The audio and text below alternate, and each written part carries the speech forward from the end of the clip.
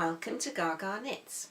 My name's Anita and I live in South Wales in the UK, and this is my podcast about knitting, sewing and generally anything that I enjoy doing. I've got a busy weekend ahead.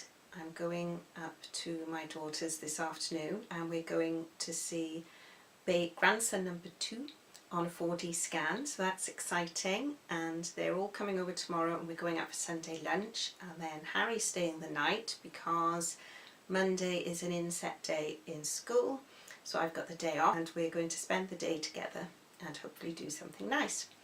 So let's get on with my projects. Oh, I got a hair. Probably one of Charlie's hairs. Like that. Right, let's get on with my projects. Knitting. So I've been working on my Anouk cardigan. It's coming along nicely. I've done the body and I have the sleeves on waist yarn, waiting to do the sleeves next, and it's just got a nice little pattern at the bottom and another little bit of pattern at the top. So it's really pretty, and then it's got a button sleeve. I didn't do that on my last one, but I think I will this time. And so far, yet again, I have made no mistakes. So since telling you that I always make mistakes on everything, I haven't made any mistakes on my shawl, and I haven't made any mistakes on this cardigan.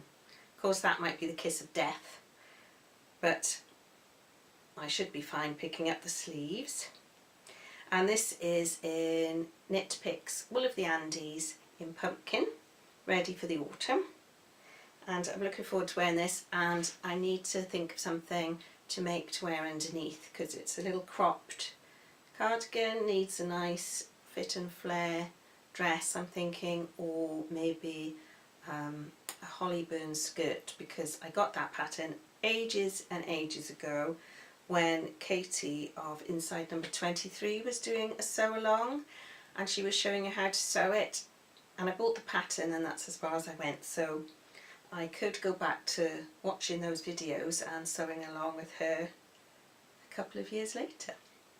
So that's my first project. I'm working on that, and that's coming up quite quickly because it's in worsted weight yarn, and I have no finished objects, they're only works in progress, and I have only a few, so that's good. And I'm also working on Josh's socks, and I keep them in this little bag that he made when he was in school.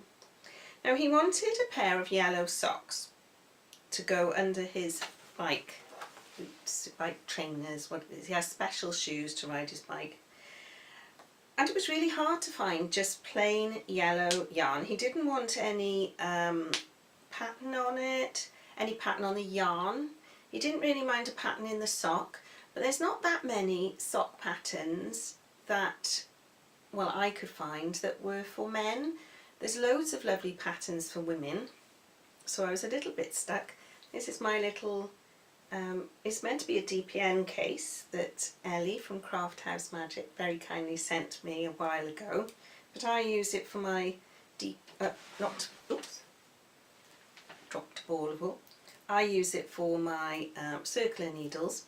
So far I have only done the toes, so I'm working on the toes. I haven't done very much, so I didn't know what pattern to use. So in the end, I have decided to use the vanilla sock pattern that I used for Jodie's self-striping socks that I made over camping.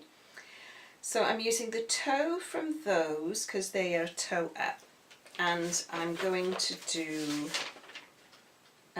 give him 64 stitches on the foot because he's a size 7 to 8 foot, but he's got narrow feet, so I'm hoping that should be okay. But these socks, in the self-striping they were very pretty, and here they've got a picture of self-striping, but I thought they'd be a bit boring in just plain yellow, and also I want them to be able to cling to his foot a little bit, so I've decided I'm going to do the pattern on the sock in the Spanglish socks pattern by Our About Yarn, where I did a test knit for her, and I used some of her lovely yarn in Sherlocked colourway, which was patterned, and I felt those socks would have been better in a plain yarn to show off the pattern. It's a simple pattern, but it would look nicer, I felt, in plain. So I'm going to use that pattern, although they're cuffed down. So I might just change the pattern rows round, or I might just knit it as she says and then it will be upside down. I don't really know if that'll make any difference. And then the heel, because they're cuffed down and the vanilla socks is an afterthought heel, I'm going to do the heel from Ellie from Craft House Magic's tutorial on toe-up socks.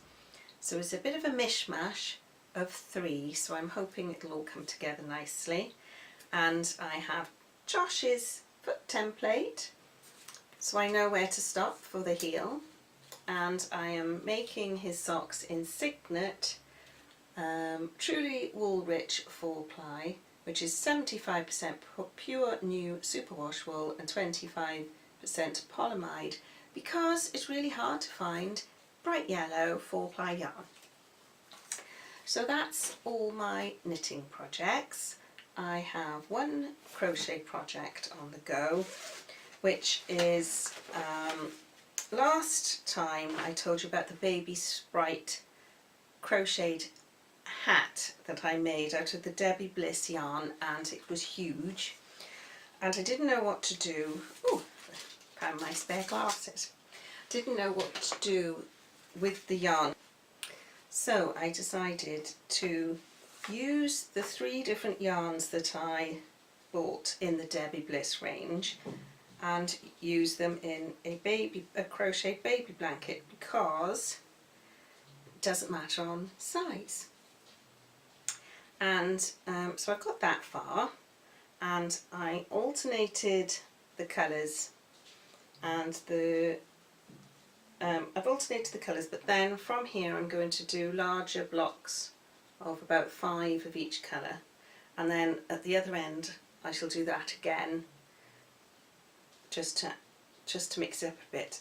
You get across the row quite quickly. I only did 100 chains because I didn't want it to be too wide and then not long enough, and I got a bit fed up, to be honest, of changing the yarn, and then you have lots of ends and quite a lot of waste of yarn, so I thought I'd mix it up. And also I think it looks quite busy with the colours.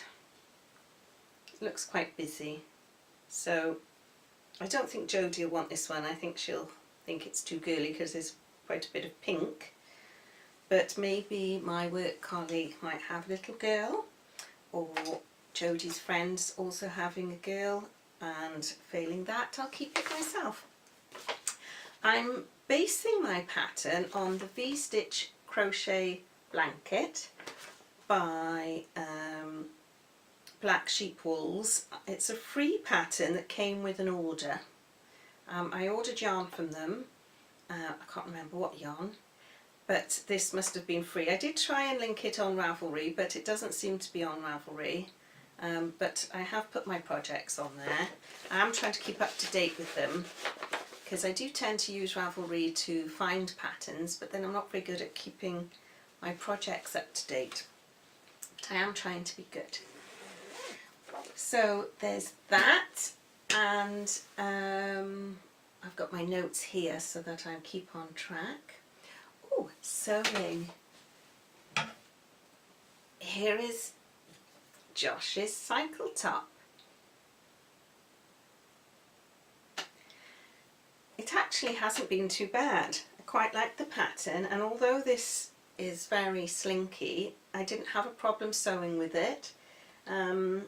It did slide off the table a few times, so I had to make sure I put the whole weight of the fabric on the table.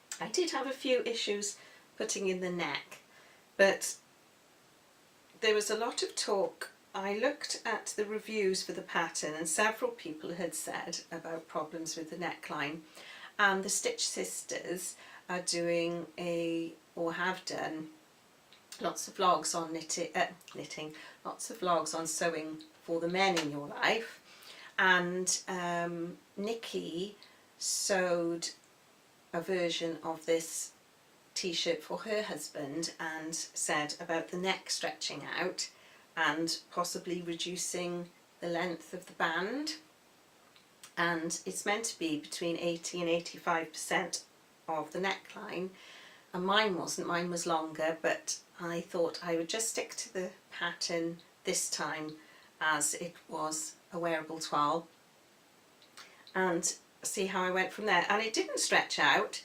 The only issues I had was I've got a walking foot on my sewing machine, and I found that I couldn't get the thickness of the neckband and the neckline under the foot plate. I had to sort of force it in, and then because it was sort of wedged in, I couldn't get my top stitching very neat. But I did put a picture on Instagram and say about that, and Ellie very kindly suggested, Ellie asked me, had I reduced the tension? Let me see. Yes, recommended reducing the pressure foot tension, and I've never done that on my sewing machine. So I should give that a go and see if that lifts the walking foot up a little bit to make it easier to fit in. So I think that was the only problem.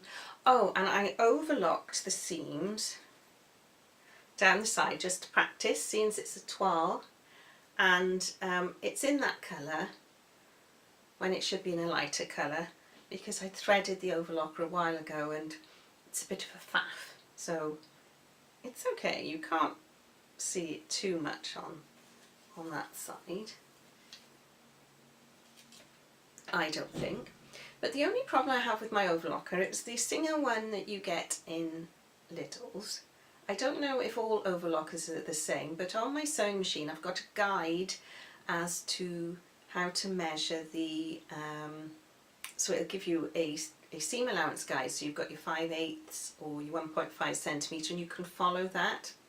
But there's nothing on the overlocker and you're cutting fabric, so it was a bit worrying. So what I did is, when I got my seam, I put the pins in this way and I measured the 5/8 of an inch seam allowance and put the pins lengthways that way and marked a line on my overlocker and followed that, so my pins were in line with that, and that seemed to work, because once you've overlocked and cut, that's pretty much it, isn't it? So anyway, he's tried it on and it fits quite nicely, and I did a size small, and people have said that they sew up quite big, but this fitted him quite nicely, and I think I'm just going to use, when I make the next one, a 3/8 of an inch seam allowance, just to give him that little bit more room, because it fits it's snug, it fits him nicely and there's a little bit of room, but it's for active wear, so I don't want it too tight. So I'm quite pleased with that, and all I've got to do, I dropped the hem, he wanted a curve on the hem, so I've just got to sew the hem up and the sleeve hems, and it's good to go. So that's it really, I haven't got much going on. I've got a few projects in mind to start very soon, but I will talk about those next time. So all that's left is Walkies with Charlie. It's much later in the day now. We've taken Charlie for a walk, but we won't be doing Walkies with Charlie for the next few weeks as her legs are sore. She's got arthritis in her back legs and she is on medication for it, but the jumping in and out of the car or van is taking its toll and she's a bit sore, and we've decided that we're not going to take her out in the car or van for the next few weeks. We're lucky enough to live on a cycle track, or cycle paths are all around us, so there's plenty of lovely walks we can take her on from the house that she doesn't need to jump in or out of the van. So we'll be doing that for the next few weeks, and as I have showed you most of these walks in past episodes, there won't really be anything different to show you. So we're hoping she'll feel better soon and we will resume Walkies with Charlie. Hope you have a nice few weeks, and I shall see you soon.